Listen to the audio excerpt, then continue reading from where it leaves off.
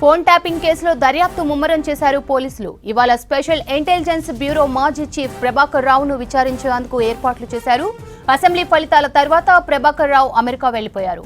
SIB logger room ను ధ్వంసం, phone tapping కేసులో ప్రణీత్ రావును అరెస్టు తర్వాత ప్రభాకర్ రావును నిందితుడిగా చేర్చారు పోలీసులు. దర్యాప్తులో భాగంగా ఆయన ఇంట్లో పోలీసులు సోదాలు చేశారు. ప్రభాకర్ రావు అందుబాటులో లేకపోవడంతో విచారణకు సహకరించాలని సమాచారం ఇచ్చారు. పోలీసుల సూచనలతో ప్రభాకర్ రావు హైదరాబాద్ కు వచ్చినట్లు తెలుస్తోంది. ఇవాళ స్పెషల్ టీం ముందు హాజరు కానున్నట్లు సమాచారం.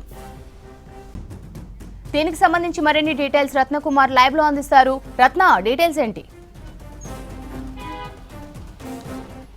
శ్రవంతి, ఈ ఫోన్ ట్యాపింగ్ కేసులో ఇప్పటికే కస్టడీ విచారణలో భాగంగా 5 రోజుల కస్టడీ విచారణలో భాగంగా భుజంగరావు తిరుపతిను కూడా 4వ రోజు విచారిస్తున్నారు. కొద్దిసేపటి క్రితమే ఈ కస్టడీ విచారణ ప్రారంభమైంది. అయితే ఈ ఫోన్ ట్యాపింగ్ కేసుకు సంబంధించి మొదటి నుంచి కూడా ప్రధానంగా వినిపిస్తున్నటువంటి పేరు ఎస్ఐబి మాజీ చీఫ్ ప్రభాకర్ రావు పేరు.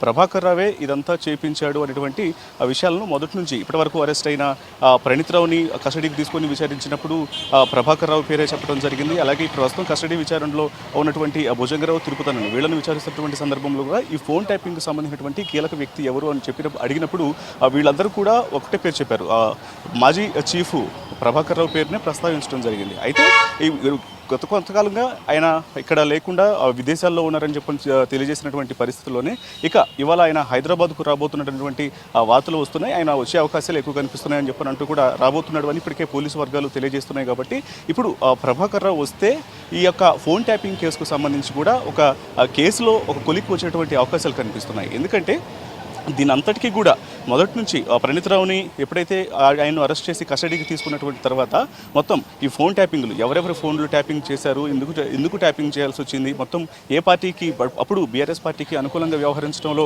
దీనికి సంబంధించినటువంటి కీలక ప్రమేయాలు ఏంటి అని ప్రణీత్ రావుని అడిగినప్పుడు ప్రణీత్ రావు ఇదంతా కూడా తన ఉన్నతాధికారుల యొక్క ప్రమేయంతోనే చేశాను అని చెప్పంటూ భుజంగరావు తిరుపతన్న పేరు చెప్పడం జరిగింది. భుజంగరావు తిరుపతన్నతో పాటు ప్రభాకర్ రావు పేరు కూడా ప్రస్తావించడం జరిగింది.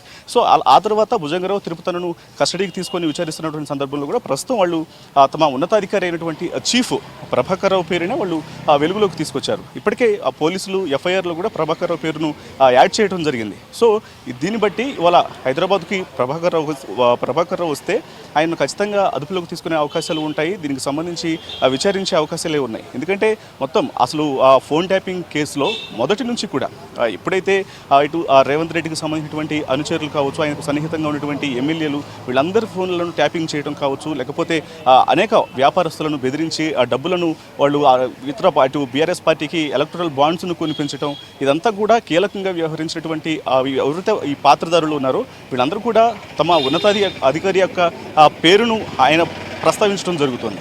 ఆయన చెప్తేనే తాము ఇదంతా చేశాము అని చెప్పంటూ కూడా చెప్పడం జరుగుతుంది. కాబట్టి ఇవాళ హైదరాబాద్కు ప్రభాకర్ రావు వస్తే ఖచ్చితంగా ఆయన కనుక వస్తే మాత్రం ఖచ్చితంగా విచారించే అవకాశాలు కనిపిస్తున్నాయి దీనికి సంబంధించి. ప్రస్తుతం భుజంగరావు తిరుపతన్న కస్టడీ విచారణలో భాగంగా ఇప్పటికే అనేక కీలక విషయాలు కూడా వెలుగులోకి వచ్చాయి. ఇప్పటికే సిటీలోని నగర శివార్లలో ఏర్పాటు చేసినటువంటి సర్వర్లు, కొత్తగా ఏర్పాటు చేసినటువంటి అప్పుడు గతంలో సర్వర్లను ఏర్పాటు చేసి ఆ సర్వర్లలో సిబ్బందిని నియమించి అక్కడి నుంచి కూడా ఈ ఫోన్ ట్యాపింగ్ వ్యవహారాలు నడిపినట్లు కూడా ఈ యొక్క కస్టడీ విచారణలో పోలీసులు గుర్తించడం జరిగింది. మరోవైపు నిన్న కస్టడీ విచారణలో భాగంగానే గతంలో రియల్ ఎస్టేట్ వ్యాపారి సంధ్యా శ్రీధర్ రావు తన ఇంటికి వచ్చి తనను బెదిరించి తనను బ్లాక్మెయిల్ చేసి తన దగ్గర నుంచి కోట్ల రూపాయల డబ్బును తీసుకెళ్లారు, తనతో ఎలక్టరల్ బాండ్స్ను కొనిపించారు, ఇట్లాంటివన్నీ చేశారు అని చెప్పంటే ఆయన గతంలో పంజగుట్ట పోలీసులకు ఫిర్యాదు చేయడం జరిగింది. అప్పుడు రాధాకిషన్ రావు పేరు, ఇటు భుజంగరావు పేరు, వీళ్ళ పేర్లు కూడా ప్రస్తావించాడు. అందులో భాగంగానే నిన్న కస్టడీ విచారణ జరుగుతున్న సందర్భంలోనే పోలీసులు బంజారీహిల్స్ పోలీస్ స్టేషన్కు ఇటు సంధ్యా శ్రీధర్రావును పిలిపించడం జరిగింది.